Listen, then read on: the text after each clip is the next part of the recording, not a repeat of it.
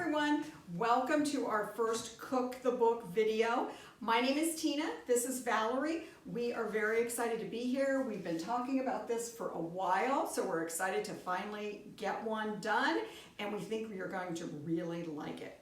So Cook the Book, we are using books, fiction books, that we have in the library that inspire us to cook certain things. It maybe is based on the location of the book, the culture of the book. So this time we are doing one of the Linda Castillo books, Sworn to Silence. This was her first book in this series. It was published in 2009. It is about a detective who was brought up in the Amish community in Ohio. And during her childhood, there was a series of murders. So she grows up, she leaves the Amish community, goes to Columbus, and becomes a police detective. She then gets talked into coming back to her community, Painter's Mill, Painter's Mill, and she is the chief of police there. So it's a very interesting series. There are quite a few books in the series. And it's very popular here in Centerburg. So if you haven't read any of her books, probably starting with the first one would be the best, and work your way through them. And she tends to come out with one every year or so. So it's a really good series to get involved in. The author herself was born in Ohio. She now lives in Texas, but clearly Ohio is still holding a part of her heart. So knowing that the Amish background of the author, the setting for the book, we were inspired to look at one of our Amish cookbooks that we have here at the library. And we have not only Amish cookbooks, but lots of other cookbooks too. So if you're ever in the library and wondering where they are, just ask us and we'll direct you in the right spot. This is a brand new one though, the Essential Amish Cookbook. We looked through it.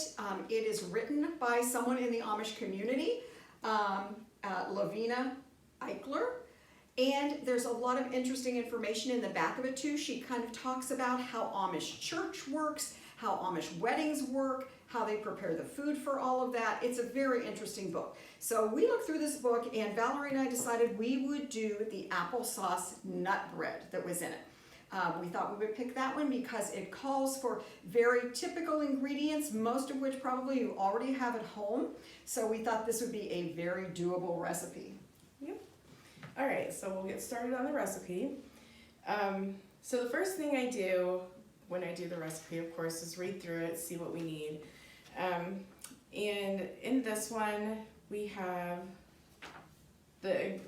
first the sugar, the applesauce, eggs, vegetable oil, milk, flour, baking soda, baking powder, salt, cinnamon, and then you can choose to add nuts to it.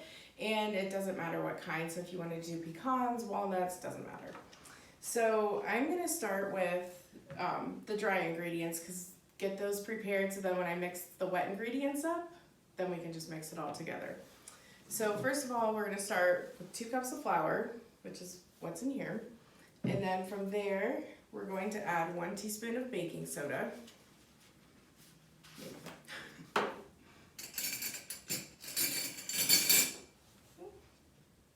So just a level teaspoon will work. Dump that in there. And then also 1 teaspoon of baking powder.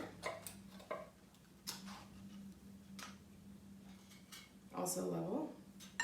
And as you may have noticed, we have a completed applesauce nut bread here on display in front. If you could smell it, it smells so good. It really kind of smells like fall. It does. It really does. All right. And then the next thing that we're going to add to our dry ingredients is salt. So you can use any kind of salt. I usually use the kosher flake salt for all my baking. But we're going to do a 1/2 teaspoon of that. Just put that in there. Oops. Okay. And then the other thing that we're going to add is ground cinnamon.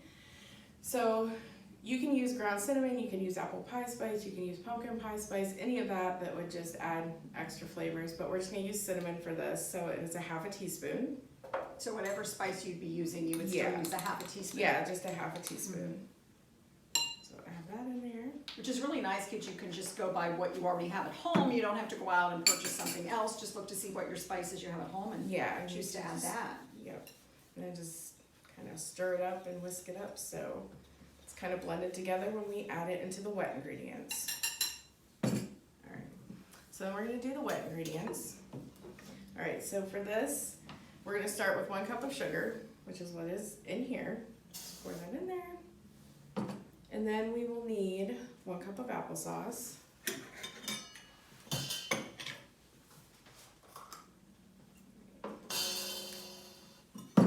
And all the wet ingredients, for the recipe, it just says to just add them all together and mix them up. So that's what we will do. Would it matter if it was unsweetened applesauce or regular applesauce? This, actually, it doesn't say. I just use the unsweetened applesauce because I figure with a cup of sugar, you kind of add your own sweetness. And that way you can kind of control the sweetness of it too. So I would definitely just use unsweetened even though it doesn't say. So I guess if you have regular at home, you could always just use that. Mix that out of there. Alright, so then we need the eggs. So we're going to use 2 eggs, which I already have in this dish. So we're going to add those. And then we need a 1/4 cup of the vegetable oil. Okay. I will go ahead and stir this while we do that.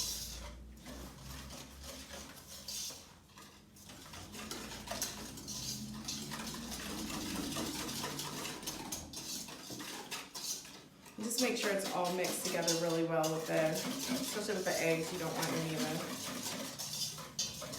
pieces and parts in there separate. So then add the oil, and then we need 3 tablespoons of milk. The batter smells very good too. It does smell really good. And I'm sorry, you said 3 tablespoons? Yeah. And just make sure when you do this, like I said, you just mix everything really well. You know, this would be a really good recipe to have kids help with. Oh, very good. Especially around the holidays, a lot of families like to get together and bake, and because this is a fairly simple recipe with kind of ordinary ingredients, would be a great recipe to have your little ones or older kids help with. Yeah, and because there's no mixer required, you just have a couple bowls and then you mix it all up. Then, yeah, very easy for kids to help with. Okay, so now that that's all mixed up, we're gonna add our dry ingredients. And just stir those in there until they are all mixed up. And would you recommend using a whisk, or we could use a regular spoon? You could use a regular spoon. I use a whisk because I think it mixes it a little bit more thoroughly. But yeah, for sure you don't have to use that.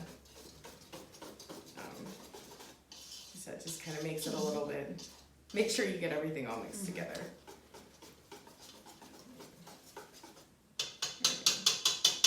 Alright, so once you have everything mixed together, so kind of see what's in our bowl there, then you can just add your nuts. Just pour those in there. And this I just stir around with a regular spoon, so. And really could use any kind of nuts or leave them out altogether, especially if Yeah. someone in your family has a sensitivity to nuts. Yep, for sure. Something else fun you could do too is for the, instead of regular white granulated sugar, you could use brown sugar. That would just add a little depth to the flavor. So yeah, you could do that too. And then this says to use a 9x5x3 loaf pan. This is actually not that. This is a smaller one, but that's what I made that in. So if you only have the smaller one, it'll work in that too. In this pan, I have, oh, I should have grabbed that, sorry.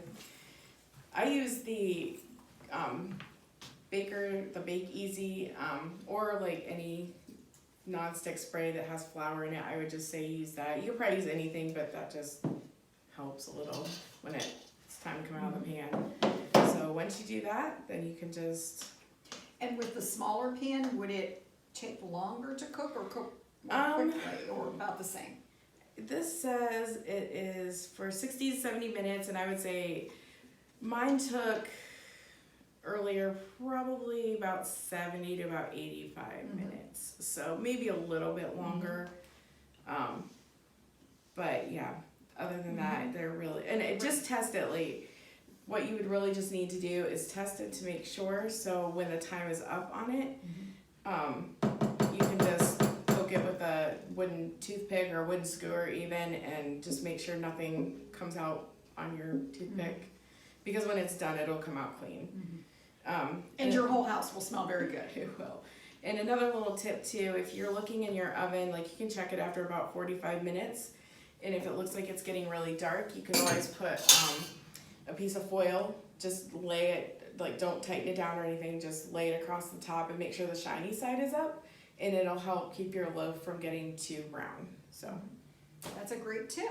And remember, if you're looking for a new recipe for Thanksgiving that's coming up, Christmas is coming up, the library is a great spot to think about coming in, looking at our cookbook section, talking to the staff, and you're going to find some new and great recipes like this one.